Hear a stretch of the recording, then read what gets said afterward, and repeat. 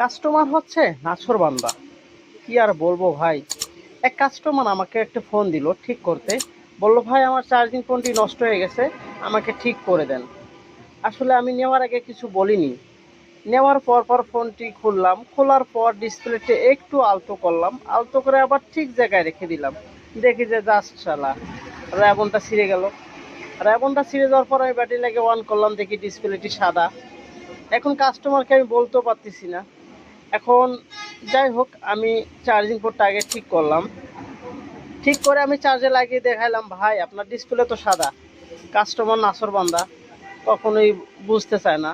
সে বলতেছে ভাই আমি আপনার তো ঠিক ডিসপ্লে দিলাম, ভালো ফোন দিলাম, আপনি নষ্ট করছেন, আপনি যা করবেন সেটা আপনার ব্যক্তিগত ব্যাপার। এখন আর কি করার, মনের দুঃখ মনে রাখতে হচ্ছে। কাস্টমারের সঙ্গে তর্ক আমি কখনোই যাই না বা যেতেও চাই না। মনের দুঃখ মনে রেখে নতুন একটা ডিসপ্লে নিলাম, নিয়ে আবার লাগিয়ে দিলাম। কাস্টমারকে বললাম ভাই আপনি কিছু একটু ধরিয়ে দেন না। কাস্টমার হচ্ছে নাছোড়বান্দা, কিছুই দেবে না। কেয়ার করলাম, সেই চার্জিং পোর্ট লাগা টাকাটি রেখে দিলাম। রেখে দিয়ে কাস্টমারকে ডিসপ্লে লাগিয়ে দিলাম।